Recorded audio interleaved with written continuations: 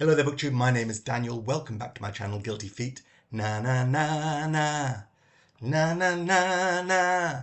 Hey, hey, I've got no rhythm. Today I'm going to review a book I just read, which is the third novel by this author that I've read. So it kind of falls into what I call accidental authors. I've now read three novels. Accidental more so because this most recent one I was sent without, I think, requesting it. So that came free. I'm talking about Beautyland by Marie-Helene Bertino. I'll talk about that in a second. Let me just talk about my history with this author. So the first book of hers that I read, and I think I'd heard a lot about it on a podcast, maybe So Many Damn Books.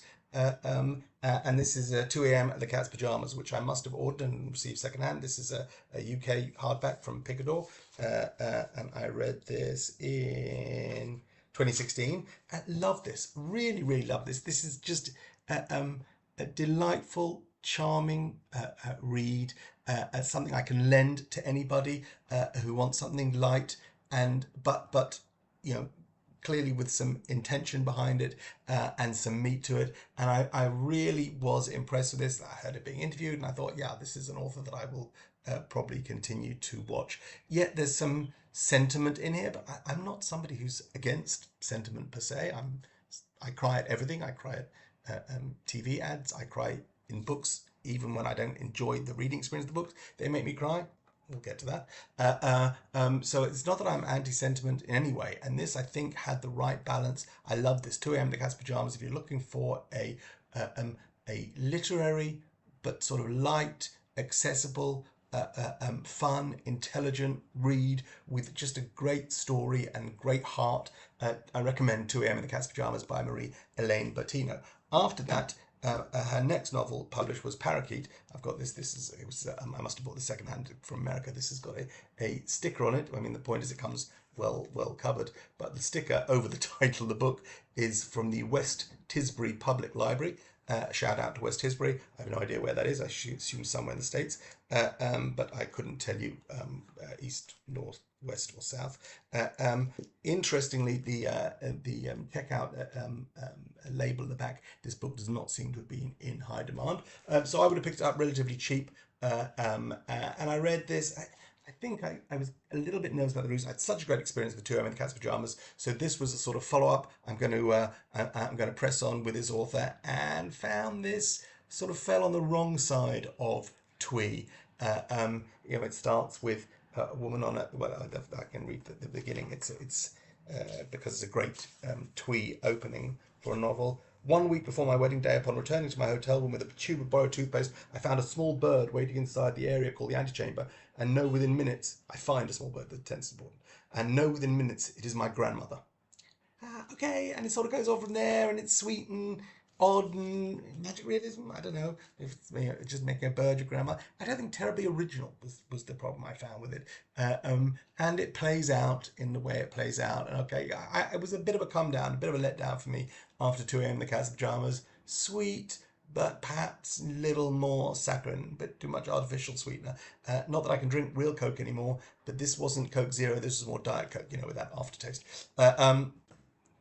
So I kind of said, you know what, I read the reviews of Beautyland when it came out, some which were terrific.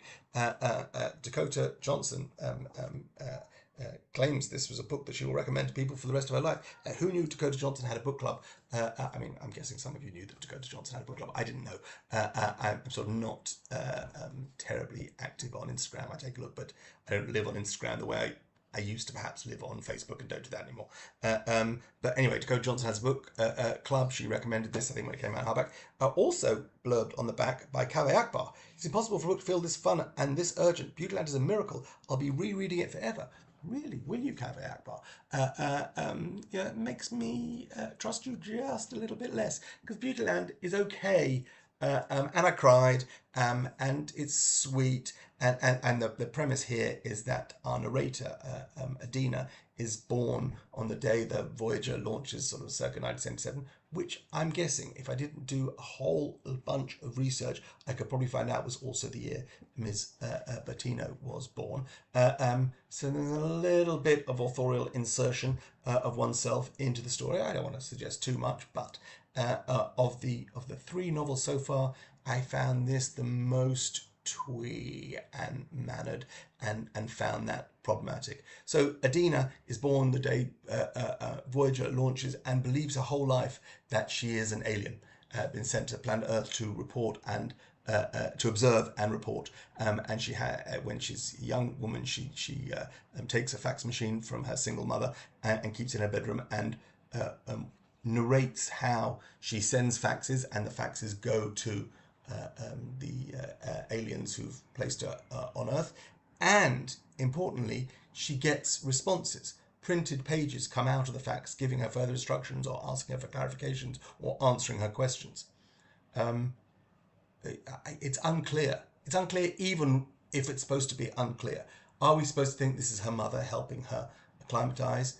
No, that I think, I'm getting into spoiler territory. I think that kind of plays out as not really what it's supposed to be. So is she actually receiving messages from outer space? Is she delusional? And that's just not clear whether it's supposed to be clear, whether it's supposed to have an answer, or are they deliberately withholding an answer? That doesn't really play out very well. So we have, obviously, when you have an alien on Earth observing human behavior, you get into issues of alienation, of loneliness, suggestions that perhaps she's somewhere on the autism spectrum.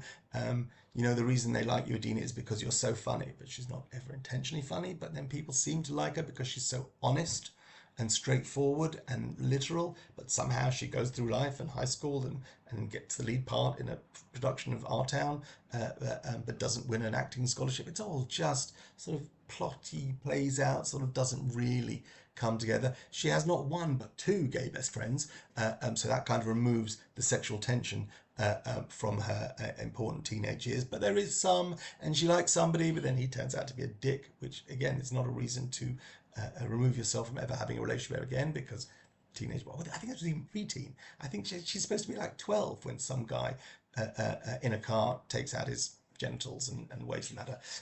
So that was kind of disturbing and weird. But then later on, she's sort of asexual, but she gets a relationship because she kind of likes love, and then she sort of works on her relationship with her mother, and they come to an understanding. But she's alienated and a bit odd, and then tragedy occurs.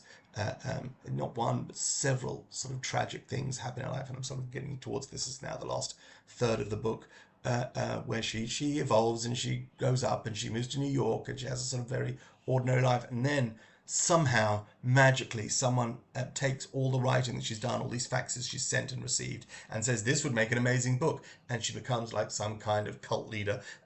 Not intentionally, like people buy the book. She has no online presence, so she doesn't know how many people are talking about. And okay, yeah.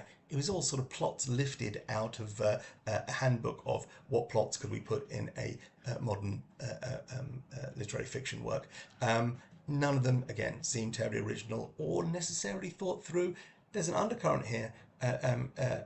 She's Italian American, and her mother is Italian American, and I'm guessing the name Bertino is Italian American. There is some racial stuff or some sort of Italian pride. Her friends are I believe, Italian Americans, and some of that is sort of, there's an undercurrent, but never really played out or thought through or fleshed out. And not every secondary or tertiary theme in a novel needs to be fully played out or come to some kind of resolution or even peak. And but there's just a lot in there that is ends up being a bit sort of wishy-washy.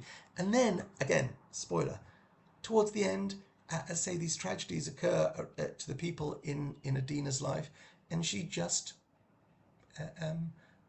addresses them by becoming depressed and, I guess, suicidal.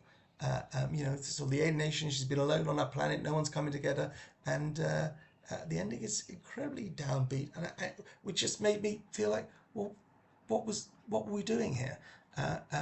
There's some very much less than the parts, because there's good stuff in here, and sentimental stuff that I enjoy and get something out. Again, sentimental has become such a pejorative, but it's that driver of empathy and understanding, I don't think should be underestimated and poo-pooed. I cried. There's plenty of good writing in here. I just didn't really get the whole point of it. Maybe it's me. Maybe I'm not in a great place at the moment. I'm functioning on, let's say, a few hours less sleep a night than perhaps I'm used to. There's a general air of anxiety. We're sort of in COVID lockdown redux at the moment. So shops are open, but there's not really cars on the street. Schools are closed, but people are working from home. But so maybe that contributed. I read this on over the weekend when really there was nothing else going on. Eventually, about 6-7 o'clock in the evening, my wife and I went out for a walk, but stayed within a block so that we could get home if there were sirens. I hate to insert that into a review of a book because it's not fair to the author or to you guys. But in explaining my current anxiety levels, may not have responded well to the downbeat turn Beautyland took. So a little disappointing. I was really hoping for to get back into the 2 a.m. in the cat's pajamas territory, but this is more parakeet than 2 a.m. in the cat's pajamas. Not a sentence I thought I would ever say. Beautyland by Marie-Helene Bertino. I'm not sure when I'll pick up another novel by hers. I guess it will be a couple of years before we get one, and I'll have to decide then if I want to carry on reading this accidental author of mine, of whom I've now read 3 books. Beautyland by Marie-Helene Bertino. Take care, God bless, bye.